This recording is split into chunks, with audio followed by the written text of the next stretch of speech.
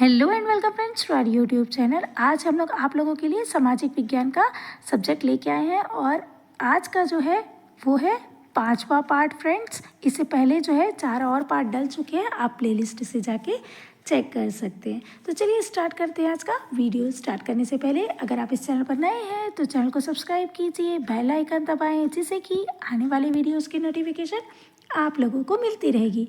तो आज का जो पहला प्रश्न है वो है, सिकंदर कहाँ का शासक था?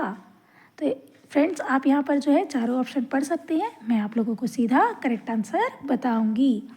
तो इसका जो करेक्ट आंसर होगा वो होगा ऑप्शन बी, मकदूनिया जो है इसका करेक्ट आंसर हो जाएगा। जो सिकंदर था वो मकदूनिया का शासक था।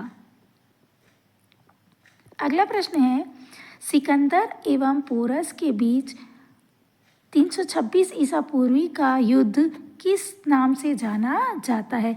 तो जो सिकंदर और पोरस के बीच में जो युद्ध हुआ था उसे किस नाम से जानते हैं? ऑप्शन बी इसका करेक्ट आंसर हो जाएगा, विस्तता या झेलम का युद्ध, इस नाम से जाना जाता है। अगला प्रश्न है, चंद्रगुप्त मौर्य की सेंट्रोकोडस के रूप में किसने पहचान की? तो इसका जो सही उत्तर होगा फ्रेंड्स वो होगा ऑप्शन बी, विलियम जोन्स जो है इसका करेक्ट आंसर होगा। चलिए चलते हैं अगले प्रश्न पर। अगला प्रश्न है, चंद्रगुप्त मौर्य का प्रधानमंत्री कौन था? तो चंद्रगुप्त का जो प्रधानमंत्री था वो था चाणक्य। ऑप्शन ए इसका करेक्ट आंसर होगा।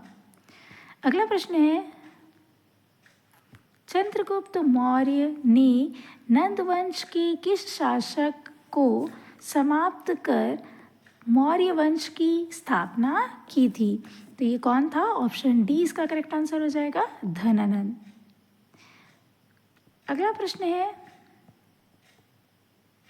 प्रसिद्ध यूनानी राजदूत मेगास्थनीज किसके दरबार में रहता था? तो ये किसके दरबार में रहता था? ऑप्शन ए इसका करेक्ट आंसर हो जाएगा, चंद्रगुप्त मौर्य। अगला प्रश्न है, यूनानी ने किसे अमृतोचेट्स के कहा है? तो इसका जो सही उत्तर होगा वो होगा ऑप्शन सी, बिंदुसार को कहा है। अगला प्रश्न है, मौर्य शासक अशोक ने कलिंग पर कब आक्रमण किया था? तो कलिंग पर आक्रमण कब हुआ था? ऑप्शन बी इसका करेक्ट आंसर हो जाएगा, 261। अगला प्रश्न है, अशोक के शिलालेख को सर्वप्रथम किसने पढ़ा? तो ये किसने पढ़ा है फ्रेंड्स? ऑप्शन डी इसका करेक्ट आंसर हो जाएगा, जेम्स प्रिंसेप ने। अगला प्रश्न है,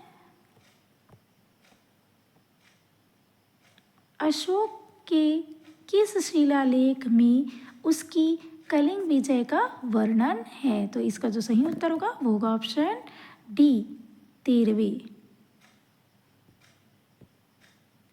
अगला प्रश्न है, निम्न में से किस लघु शिलालेख में अशोक का बुद्ध शाक्य एवं अशोक नाम मिलता है? तो कौन से शिलालेख है जिसमें अशोक नाम मिलता है? इसका करेक्ट आंसर हो जाएगा ऑप्शन बी, मास्की। अगला प्रश्न है, अशोक का कौन सा अभिलेख 2 भाषाओं में प्राप्त होता है? तो अशोक का कौन सा अभिलेख है जो 2 भाषाओं में प्राप्त होता है? ग्रीक और अरेमाइक में। तो इसका जो सही आंसर होगा वो होगा ऑप्शन ए, शरीकुना जो है इसका सही उत्तर होगा। अगला प्रश्न है, सांची स्तूप का निर्माण किसने कराया था? तो जो सांची स्तूप है उसका निर्माण किसने कराया था? ऑप्शन सी इसका करेक्ट आंसर हो जाएगा, अशोक ने। अगला प्रश्न है, मेगास्थनीज ने भारतीय समाज का वर्गीकरण कितने भागों में किया? तो मेगास्थनीज ने भारतीय समाज का कितने भागों में वर्गीकरण किया है? इसका करेक्ट आंसर हो जाएगा ऑप्शन डी, 7।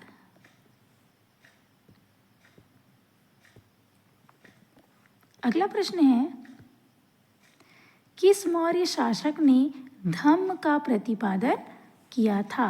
तो धम्म का प्रतिपादन किसने किया था? ऑप्शन बी इसका करेक्ट आंसर हो जाएगा, अशोक ने।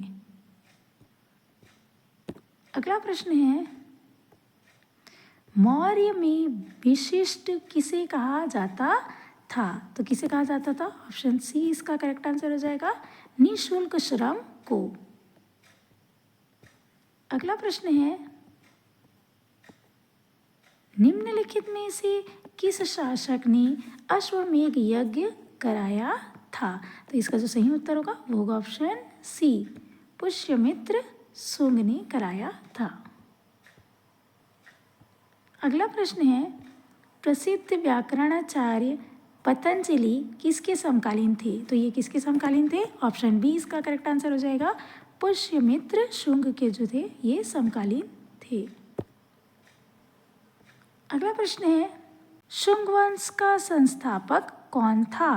तो इसका जो सही उत्तर होगा वो होगा ऑप्शन ए, पुष्यमित्र शुंग जो थे वो शुंग वंश के संस्थापक थे। अगला प्रश्न है, भूदान का सर्वप्रथम उल्लेख किस राजवंश के समय का प्राप्त है? तो इसका जो सही उत्तर होगा वो होगा ऑप्शन सी, सातवाहन। अगला प्रश्न है, शीशे के सिक्के किस राजवंश के शासकों ने चलाए थे? तो शीशे के जो सिक्के हैं वो किसने चलाए थे? ऑप्शन बी इसका करेक्ट आंसर हो जाएगा, सातवाहन ने। अगला प्रश्न है, भारत में सबसे पहले किस वंश के शासकों ने सोने के सिक्के चलाए? तो किसने चलाए थे? ऑप्शन ए इसका करेक्ट आंसर हो जाएगा, इंडो ग्रीक ने। अगला प्रश्न है, किस राजा के शासनकाल में ईसाई धर्म प्रचारक सेंट थॉमस भारत आया? तो इसका जो सही उत्तर होगा वो होगा ऑप्शन सी, गोंदो फर्निस जो है इसका करेक्ट आंसर होगा। अगला प्रश्न है, गुप्त वंश का संस्थापक कौन था? तो गुप्त वंश का जो संस्थापक था वो श्रीगुप्त था, ऑप्शन सी इसका करेक्ट आंसर होगा।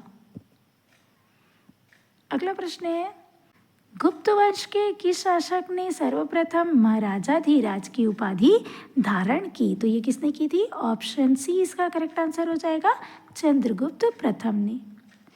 तो ये थे आज के 25 प्रश्न फ्रेंड्स। वीडियो पसंद आई हो तो लाइक शेयर सब्सक्राइब ज़रूर करें और बेल आइकन दबाना ना भूलें, जिससे कि आने वाले वीडियोस की नोटिफिकेशन आप लोगों को मिलती रहेगी। मिलते हैं अगले वीडियो में। Thanks for watching.